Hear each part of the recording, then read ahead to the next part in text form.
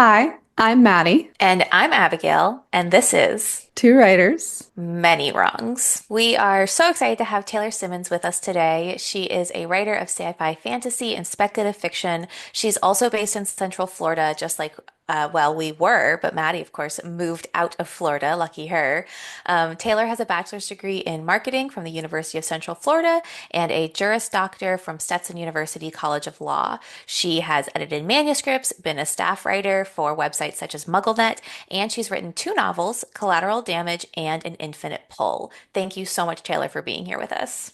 Hi, Hi. Taylor. Oh my gosh, we have a bonus guest. Bonus guest. Sorry, he decided he wanted to be part of this too. That's perfect. We love it. What's his Fun. name? This is Ghost, and Oh. Shadow is hiding under the bed because a car went by too fast. Um, Mm-hmm. but you know how it is. He might join later too. I That's love that. perfect. We love Excellent. that. I want to talk to you about how you got into publishing because your background is in marketing and law. So, Yeah, like, how did you get into publishing? sure. So I guess honestly, before either of those backgrounds, really, I got the idea for my first book when I was a freshman in college, or technically, I guess, a senior in high school, and then didn't really start to work on it in earnest until I was in college. And it was the first. I've always loved writing and creative writing, generally speaking, and I've always loved reading. Defining personality trait since I read Little Women and probably before Yes. that, but every reader Yeah. has like a formative moment where they read Little Women and read about Joe March and go, "That's me." Yep. Um, so I always loved books, but my first idea for like a full novel came when I was a senior in high school and I was watching Man of Steel at the movie theater.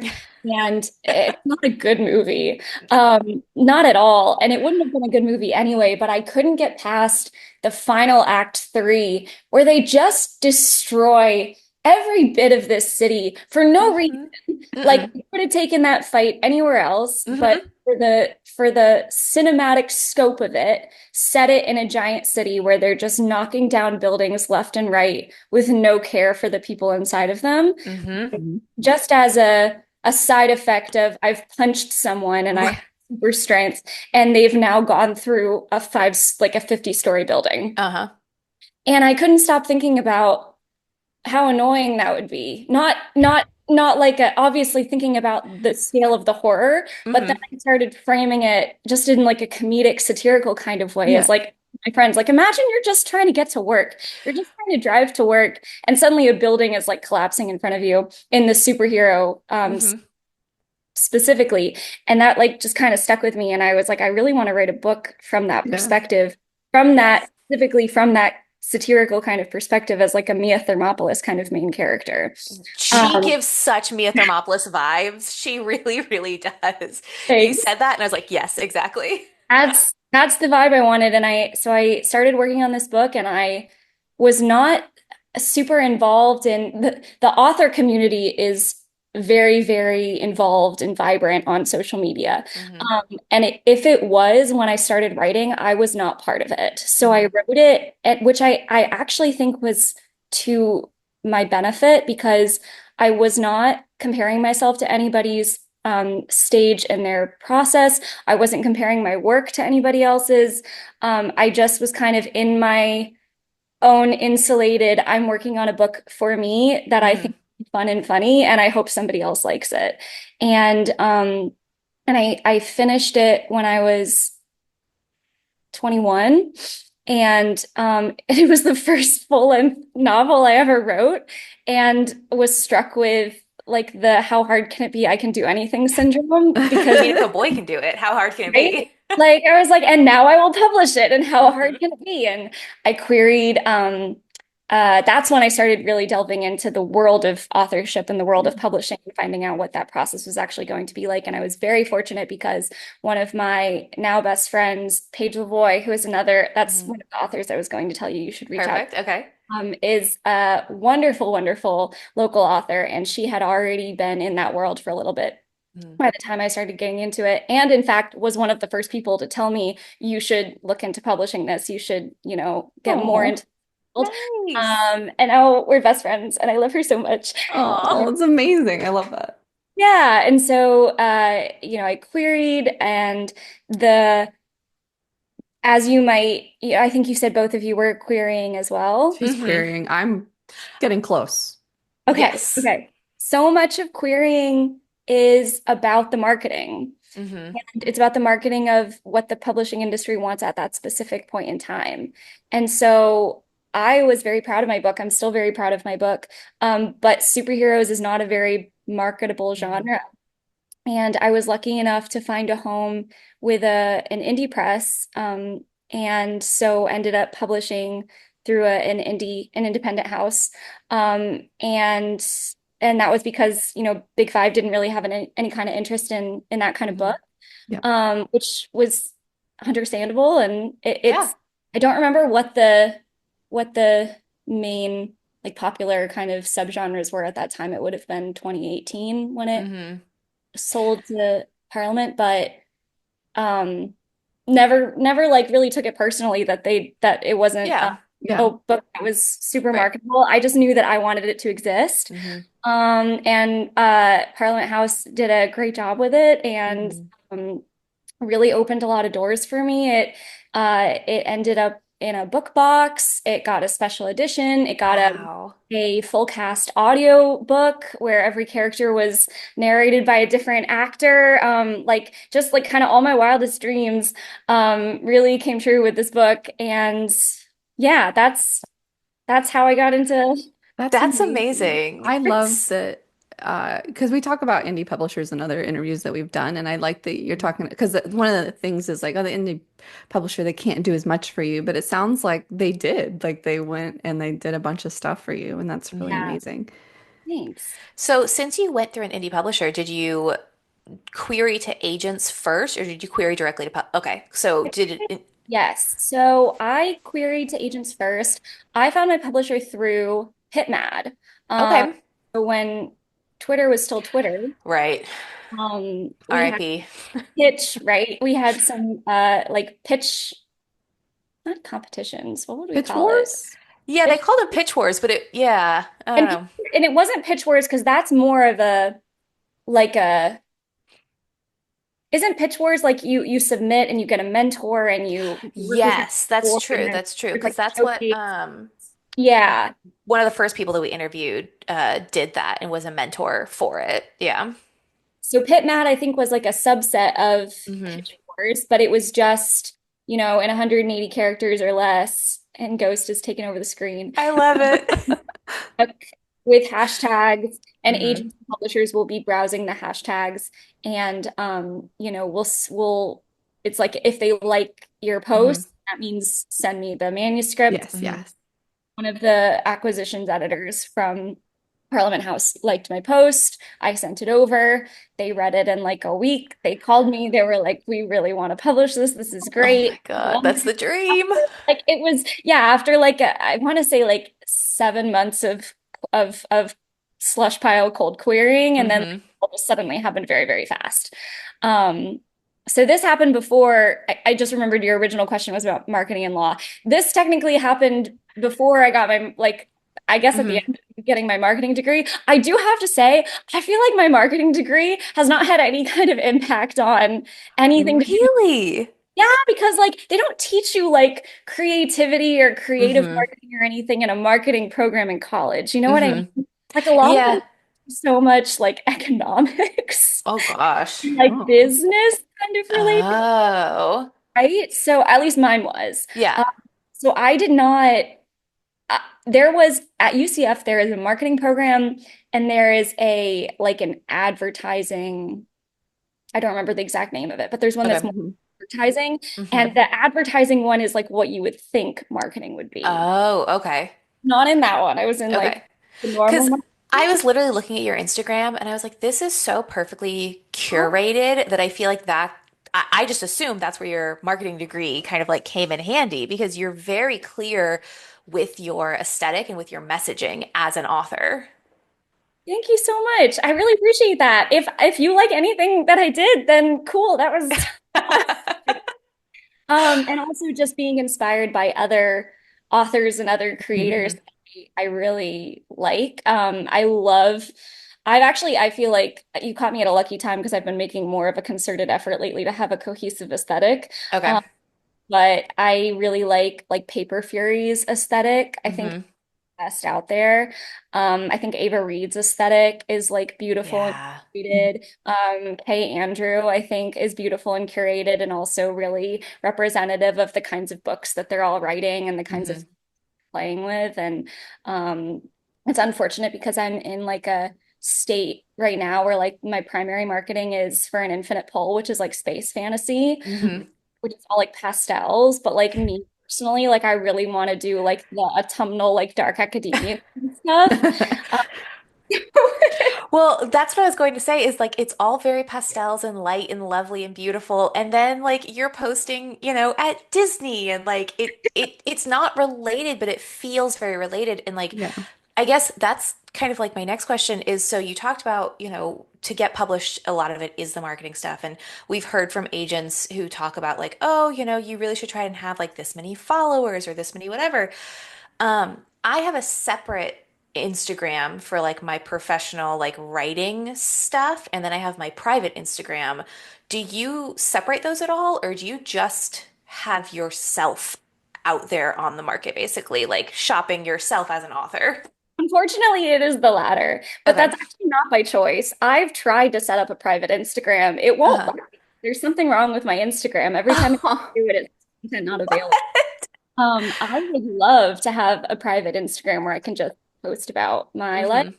Hmm. Particularly as I've grown as a legal professional, Hmm. I really would like to be able to keep author Taylor and lawyer Hmm. Taylor, two different people. right. Yeah.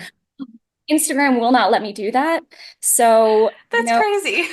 if anyone in the legal world looks me up on Instagram, unfortunately, they're going to find space mermaids, and that's Hey, And if that doesn't earn respect, then they're the wrong person. yeah. exactly. The vibes are just wrong immediately. Yeah. I also think like within 2 seconds of meeting me, unfortunately, like you'll just like that's just who I am as a person, Hmm. whether I'm at work or not. So I think I just have to commit to it. Yeah, Yeah. definitely. I love that. Okay, so thinking about your second book, did you have you worked with an agent for your second book, or was it a similar where it was just directly to a publisher? I did actually have an agent for my second book. We, okay, let's see. I finished drafting in 2020, started querying right when I started law school, so like September of 2020. I got my agent on my birthday in May of Ah. Nice. 21. I was with Lee O'Brien and fantastic, fantastic agent. Unfortunately, it was a similar situation with Collateral Damage, where the concept of the book was just Hmm. not what publishers were interested in, um, Hmm. especially because when we're talking about the genres of sci-fi and fantasy, there are certain subgenres within each of those that are considered more marketable and less marketable than others. Hmm. And the I would say least marketable for fantasy is like Pirates and Mermaids, or was when we were querying, Yep. or Pirates and Mermaids, and sci-fi is outer space, which is weird because you would like not think of that for sci-fi because Yeah. that's Yeah. like what sci-fi is. But yeah, outer space for sci-fi is actually not particularly marketable, and it makes sense when you think about it because really the only main comp titles that we could point to in terms of like a one-to-one of like here's the closest thing you can get to what my work is close to, even though there's still significant differences, is like the Lunar Chronicles, Hmm. Hmm. and those are not recent enough Hmm. to work for marketability purposes. Yeah. Um, and so it was still the same. Writing is great, story is great, but this isn't marketable for the purposes of the industry. Yeah. And after about a year and a half, about yeah, because we went through a period where we were going back and forth on edits and changing some structural things that Lee really improved the story and the pacing, very very editorial, and but ultimately the book just wasn't going to work for traditional publishing purposes. And right when I was about to take the bar, there were some there something happened where the agency that Lee was in dissolved. Lee wasn't sure if Lee was going to be an agent anymore. And so the timing just kind of worked out where we ended up just separating and Mhm. I just self-published the book myself. Mm, And it's kind of, I feel like the best decision I ever made for it. Because having that kind of control over it, I felt like I had learned so much from Collateral Damage about what goes into book marketing and book Mhm. publishing and promoting from the business side, just from because no matter whether you're self-publishing, indie publishing, traditional publishing, whatever, you are as an author responsible for a great deal of the work behind it. And mhm, so even with a house behind me for Collateral Damage, I still had a lot of input and involvement when it came to the book trailer, the cover,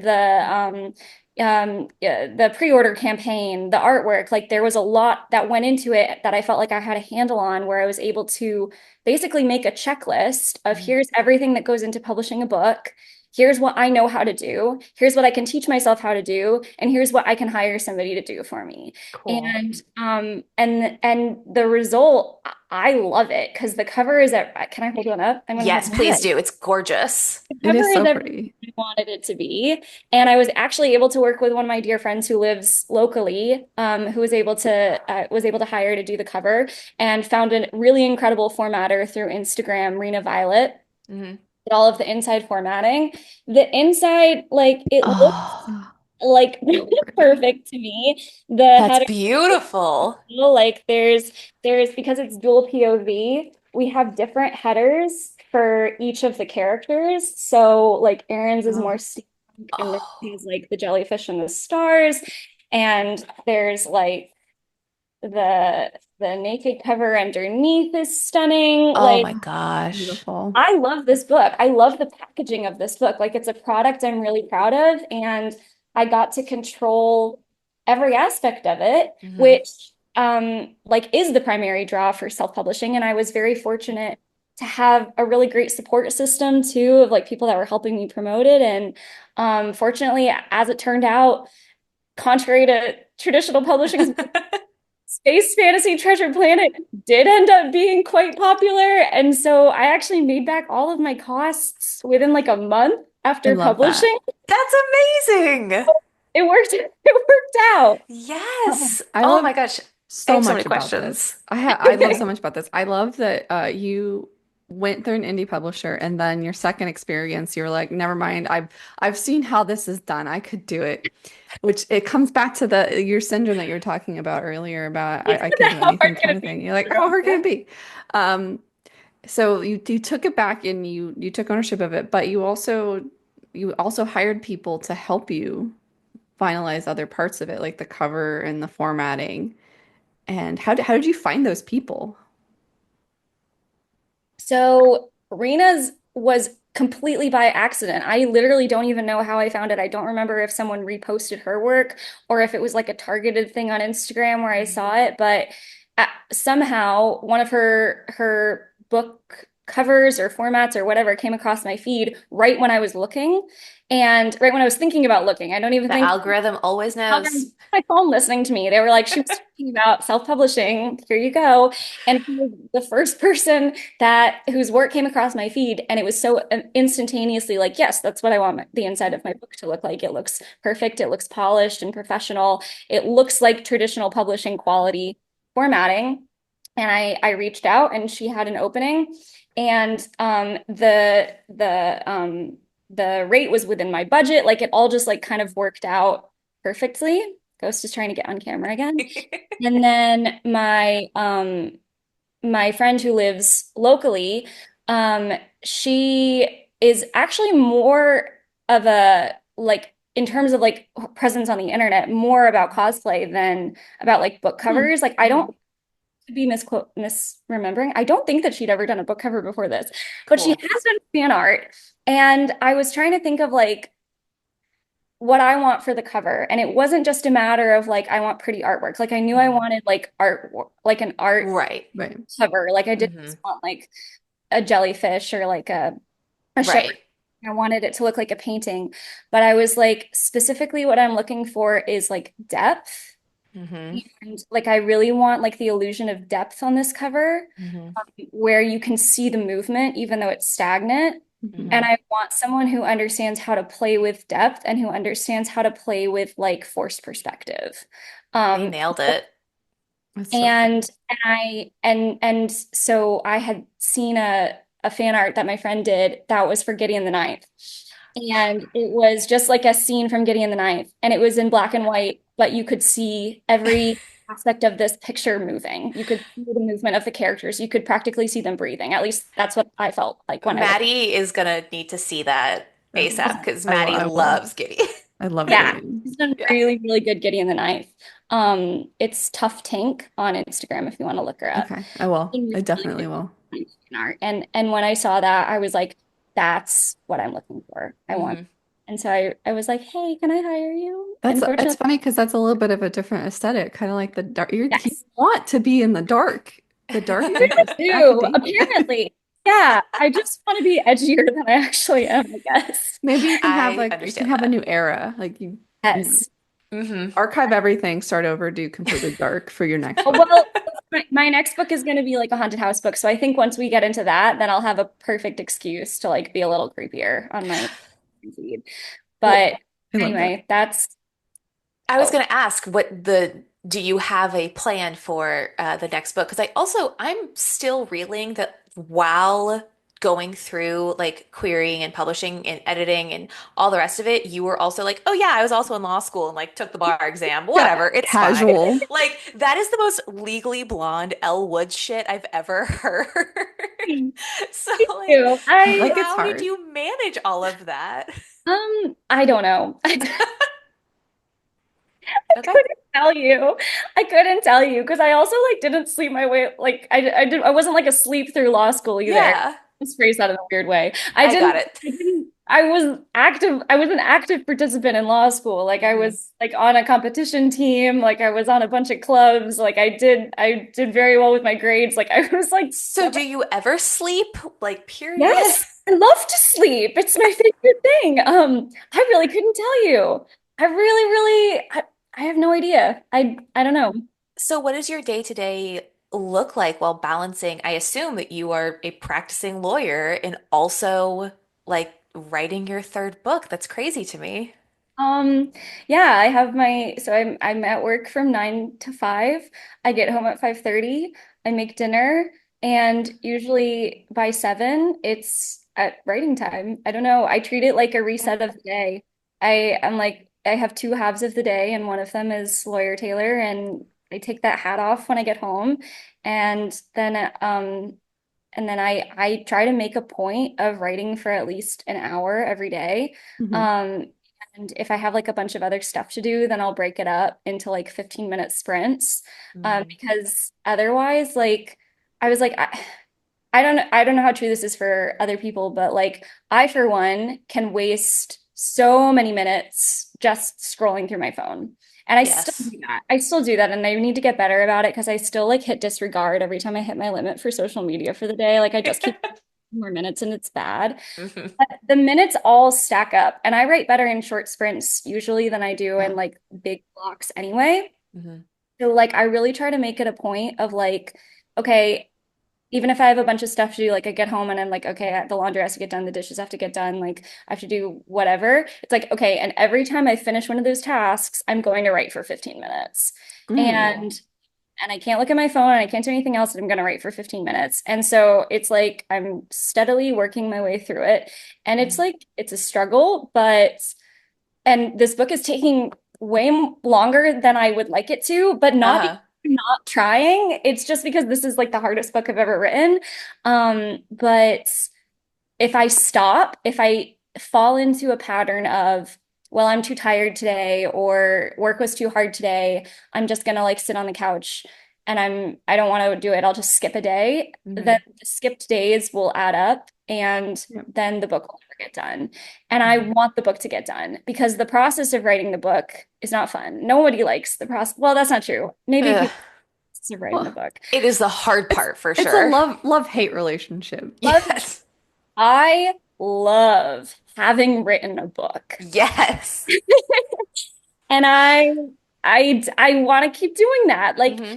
I feel like once you've done it like once, like it just ensnares you Yeah. and you can't let it go. I can't at least. Hmm. Sometimes I think about that. I'm like, dang, I'm only 29 and I've committed myself to this forever. Like Yeah. I feel like I'm always like going to want to be writing something else. Hmm.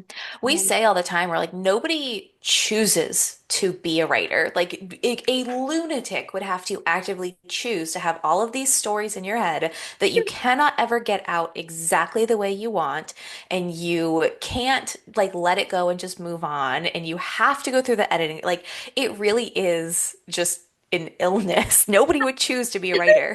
Nobody would choose this. No. No, But like it possesses you it Hmm. does. and it possesses you and you're like, I have to keep doing this forever. I love it too much. Yeah, Hmm. we feel Yeah. that. I have a question. I have a couple questions. I meant to ask this earlier when we were talking about self-publishing. If you don't mind, do you, do you feel comfortable talking about like the budget you had in mind for what you were going to put forward for your Yes. self-publishing book? Let me try to remember it. Um, my budget was based on how many books I had sold in pre-orders for Collateral Damage. Okay. Hmm. So for Collateral Damage, I sold, give or take, 300 pre-orders. Hmm. And I was like, I feel confident that I can do that again. And so I took that number and multiplied it by the profit for each of the books. So, sorry, not to turn this into math time, but it was because I published an Infinite Pool in both paperback and hardcover. So it was an average of those. And what, let me pull my calculator out. Yes, because math is not my strong suit at all. So I'm just sitting here being like, you could give me any number and I would just believe I would you. believe you. Yeah. Okay. So it was based on the profit because when you're self-publishing, you keep a different percentage of the royalties. Right. Like you're not split up with anybody else. So I think it averaged out to I'm expecting, and I ended up it being higher than this. I'm expecting to make $7 of profit per book. Hmm. And I'm planning on selling 300 books. So that was 2,100. And then I bumped it to 2,500. So I think it must have been higher than that because my formatting, I want to say was, I'm sorry, I can't remember any of the exact numbers. I That's think okay. It doesn't was have to be for exact. every paperback hardcover 18. Hmm. And then I think the cover was 7. So yeah, so that would have been 2,500. And then there were some other costs in there that Hmm. I just wanted to have Yeah. personal, the Hmm. book trailer, the artwork. Hmm. So that like bumped it a little bit, but those were the two main things was the cover and the formatting are necessities. Hmm. Yes. That was 25. And that was based on the number that I thought I was going to sell. And I did sell that many in pre-orders. I did sell about 300 in pre-orders. So that's That's why. amazing. That's amazing. I do like how you took like it was like you took what your previous experience of this is what I did before. Hmm. So then you're just trying to like base like in a very logical kind of way. Like Hmm. this makes sense. I did that before, so let's try and figure out a budget, kind of like a publisher Well, would do too.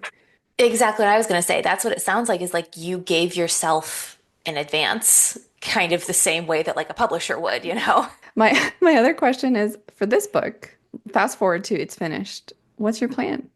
I think Indie? I might try to query this Self-publish? Queer? just I might query this one again just to see, only because this one is a like it's horror adjacent. It's the concept is like The Haunting of Bly Manor, Haunting of Hill House, but Hmm. the Nice. main character is the ghost.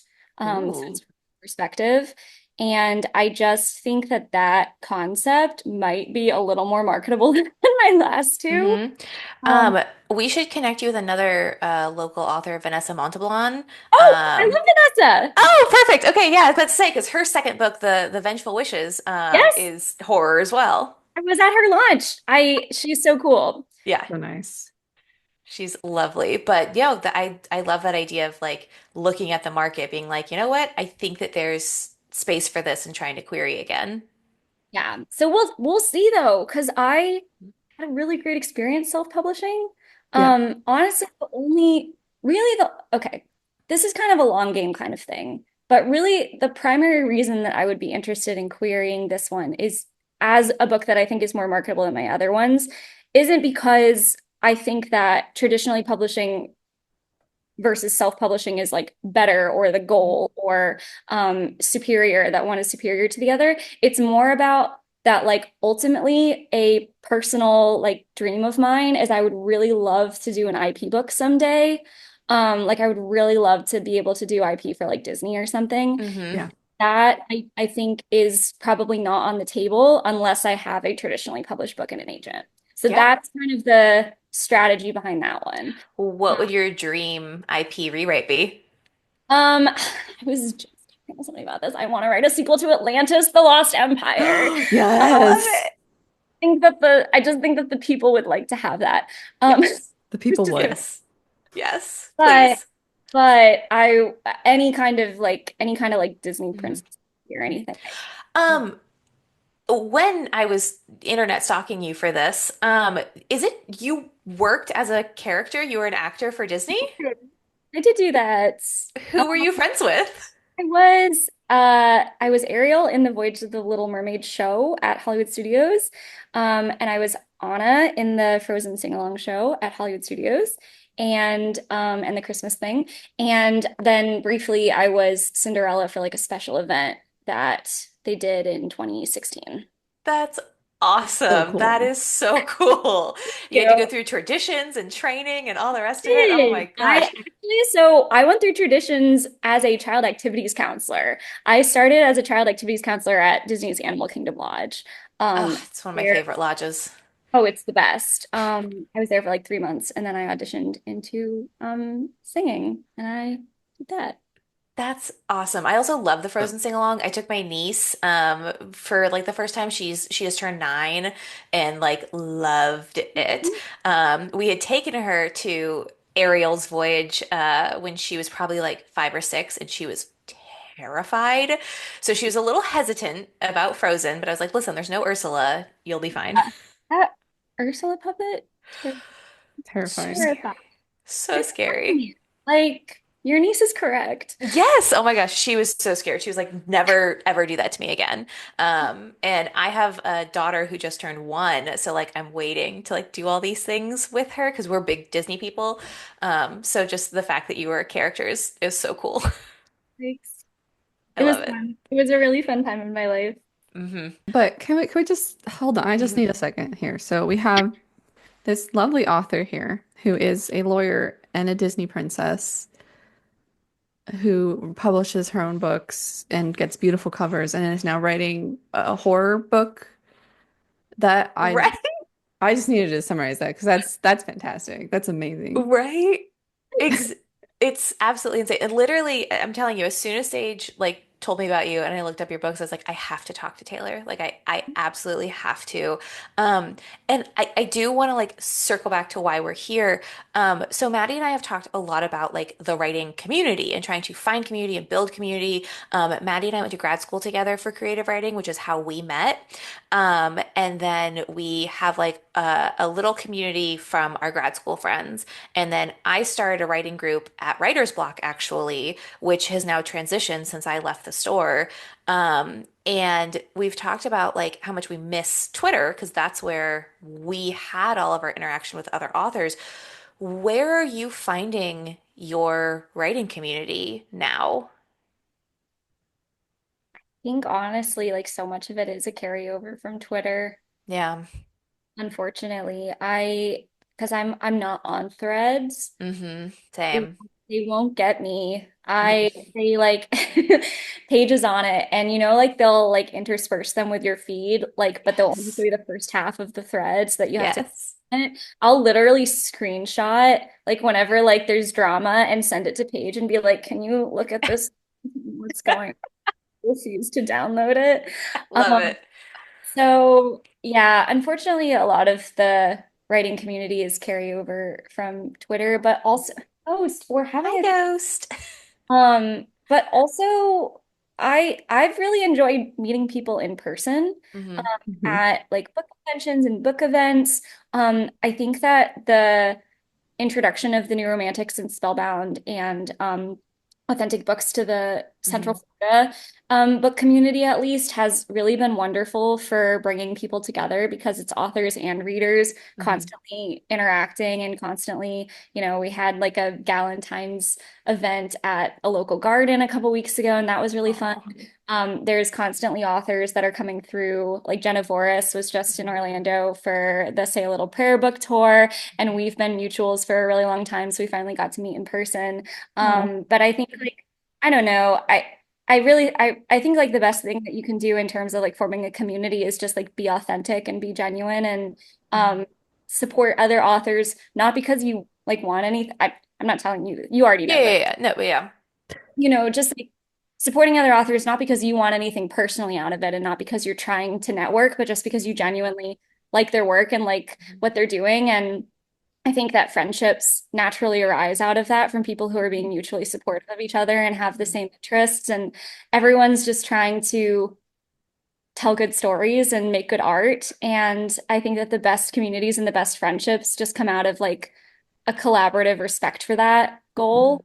Um, but yeah, I've been really lucky in that a lot of the friendships that I formed initially on Twitter turned into real life friendships.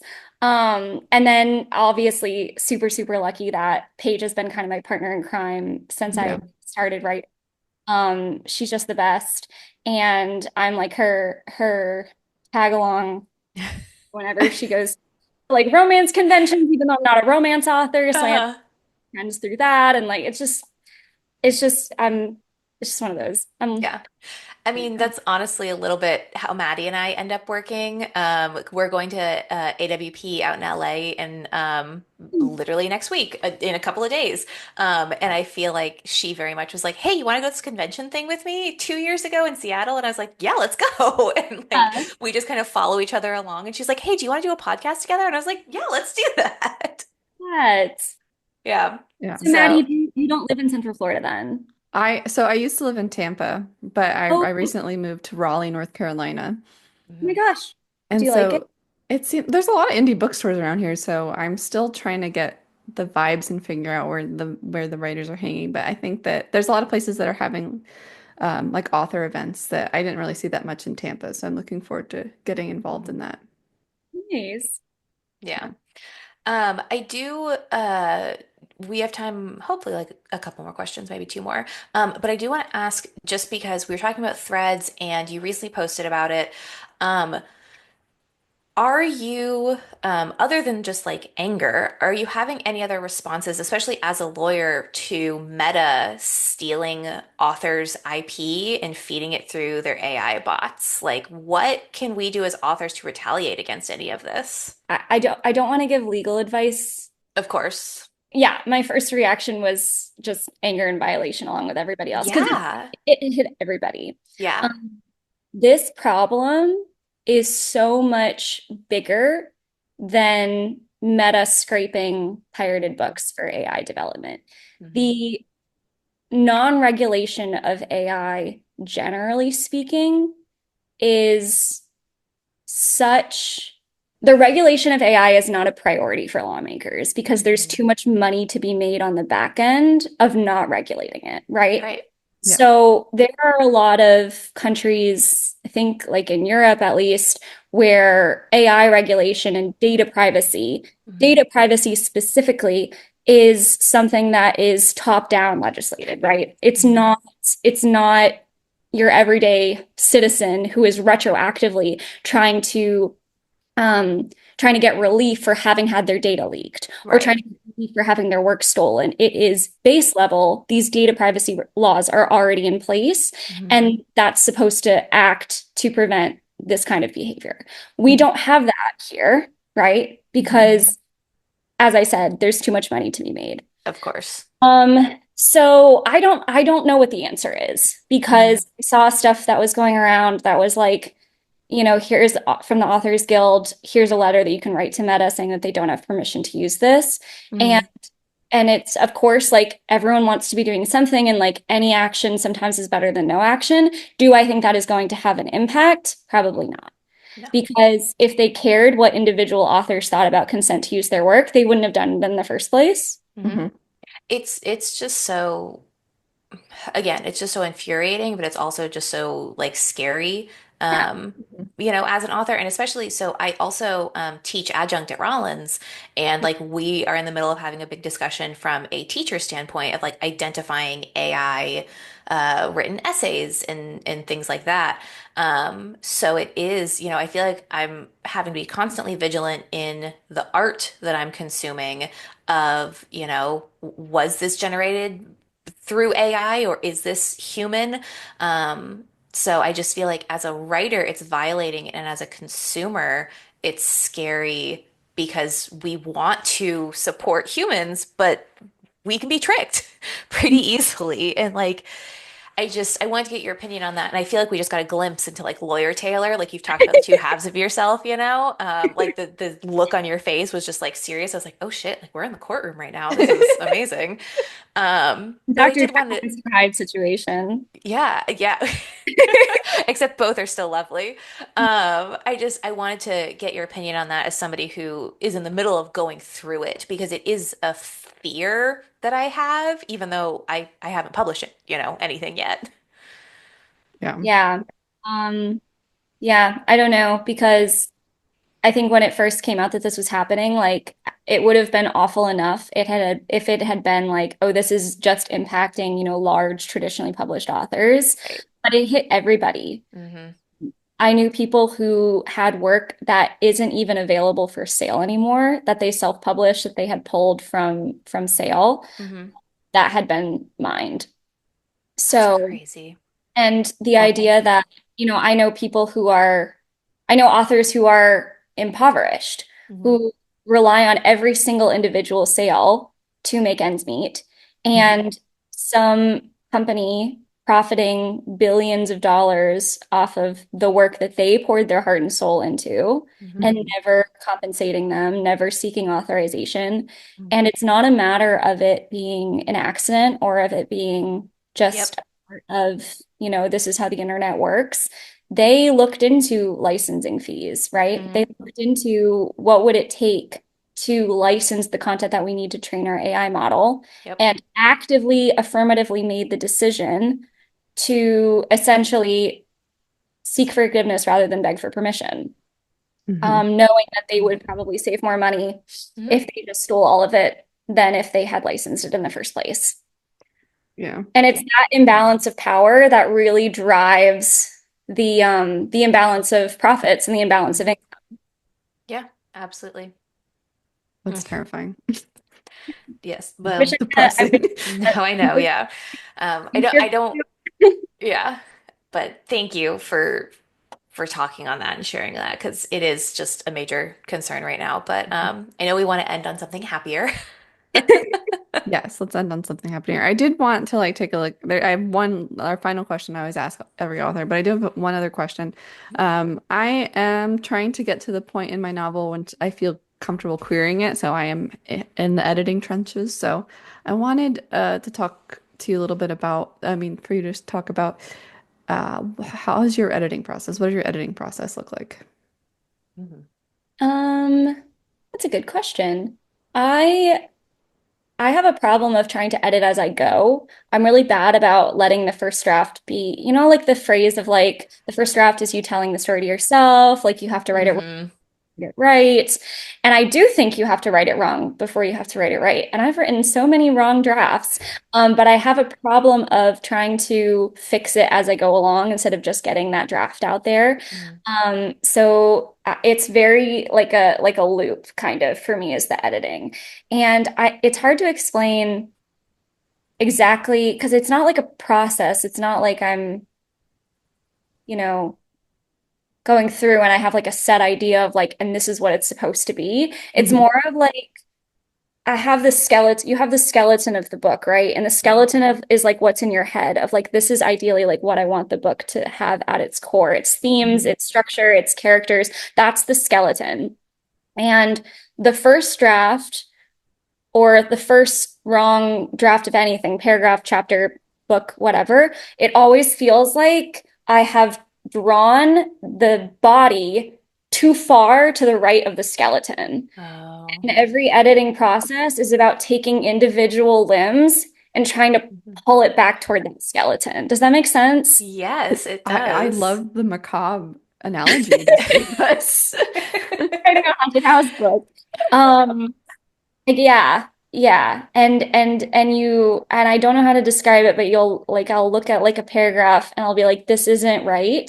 Mhm. And I don't know what it is specifically that makes it not right. But whenever I have that feeling in my gut of like, this isn't the skeleton, I Mhm. just keep rewriting it until it feels like I've found the right place, if that makes So, yeah, so we call it gardening versus like being a gardener versus being an architect. sense. Love that. So I am a gardener and like I have these ideas and themes and like a general sense of where I want to go, and then I just scatter the seeds and like the story tells me where it's going.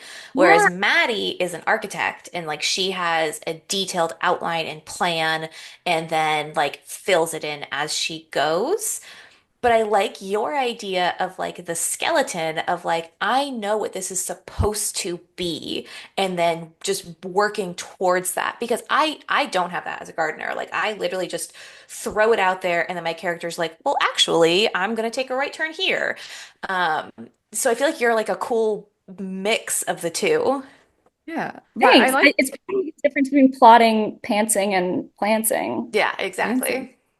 I like the analogy of the skeleton too because I always think about dinosaurs and how we just like Mhm. drew like skin really tight over their Yeah. bones and Yes. like that's what we thought they looked like for so long, but they probably have feathers and fat in areas that we didn't know and looked very Yeah. different than how we perceived them for so long because you can only tell so much from the bones. Hmm.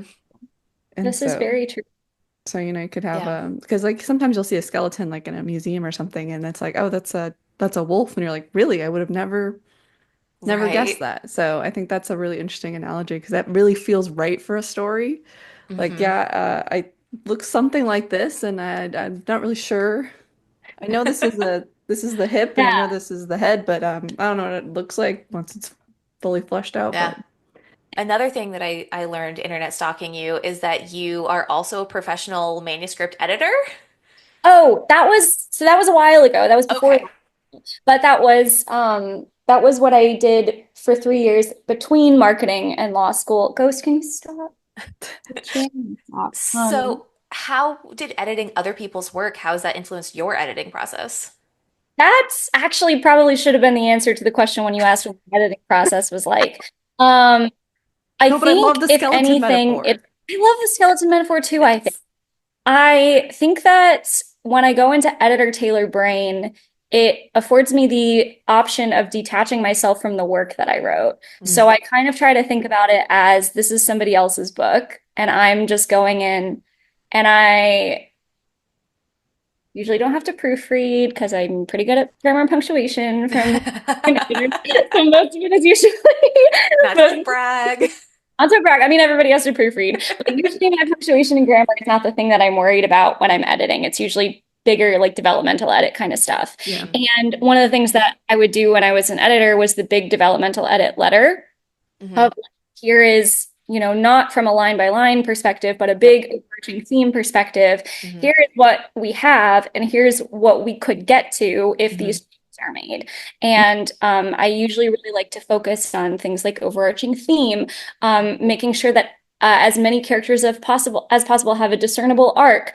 So there's just like there's certain things that I would always look for when I was an editor in terms of making the structure of the story as strong as possible Hmm. that when I go in to edit my own work and I back up and I pretend that someone else has written it, those are the same kinds of things that I'm looking for. Hmm. And I usually do like once I get past the point of like looping back in on myself and doing minor edits, try to make a list overall of like, here's what the entire book looks like, and here's what I need to fix chapter by chapter in service of Hmm. this character arc, whatever. That's really good, like grounding for your own editing. Thanks. Hmm. Yeah. I was gonna say, I know that we both have a million more questions that we could ask it, but I'm just gonna sneak one more in before we ask like our final question. Um, what was it like working at MuggleNet? Because as a recovering Potterhead. And I only say recovering because I still love the story so intimately, but like we don't fuck with turfs, you know. Um, like what was that like to be in that at the height of Potterdom? I'm so sorry. This is not a helpful answer. I don't remember. It was That's okay. it That's was okay. so, it was so many years ago because it would have been like almost 10 years at this point. Hmm. I was a staff writer for a semester in college.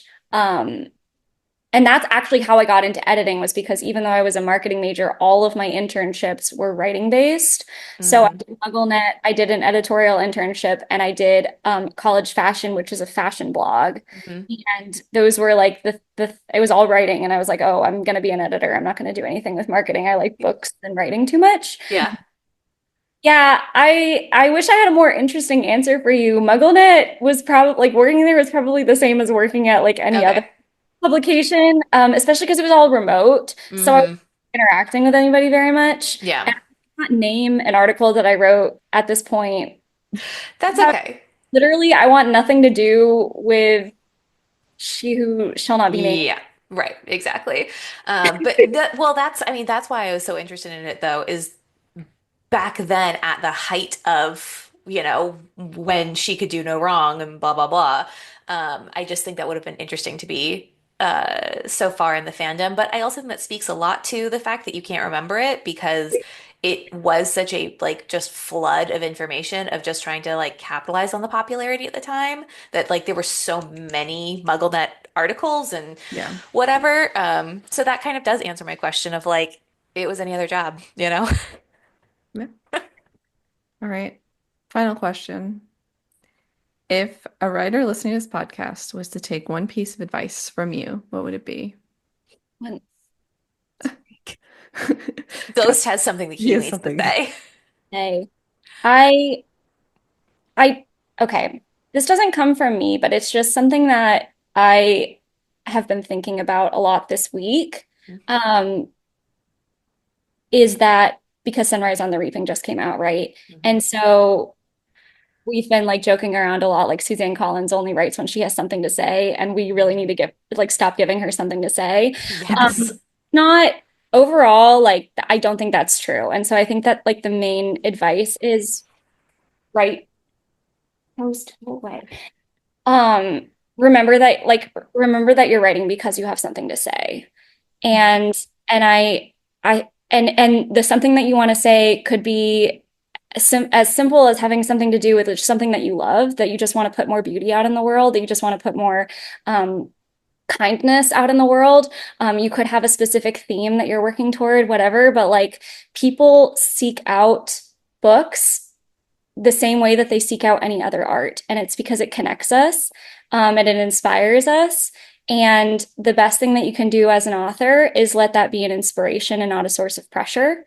Mhm. Because I think that it's very easy in this kind of sometimes cutthroat world to feel like you have to compare yourself or you have to compete or you have to be looking at where the line is that you want to cross and how close other people are to reaching that line. And the best thing that you can do as any kind of artist, author, otherwise, is remember that I was going to say the only person you're competing against is yourself, but you're not even competing against yourself. You are here because you have something important to say. And if you just remember that, and you remember that the purpose here is just to create something uh, beautiful and important, whether it's for you or for somebody else or, you know, for a community at large, then you're going to be successful no matter what you do because you'll have said something. I I love love that. that. That's so beautiful. And you are a living representation of that with your books, Hmm. that you were writing stuff that wasn't necessarily marketable. And you're like, I don't really care. I believe in this book and had success. And Hmm. there were people out there. You just said what you wanted to say and wrote the stories you wanted to say, and you got the success you deserve. Hmm. Yeah, Yeah. Thank you. Thank you. Thank you. Thank you so This was much lovely. for talking to us. I will this definitely was wonderful. good. I love that. I'm definitely going to be reaching out for other local authors. I would love to talk to Paige just again to get as many different the thing I love about becoming an author is there are so many different avenues to it. So like the more perspectives, the better. I have such a crush on her. Understandable. Oh my gosh. She was a freaking Disney princess, a goddamn lawyer, and has published 2 books. And published independently, successfully, and professionally.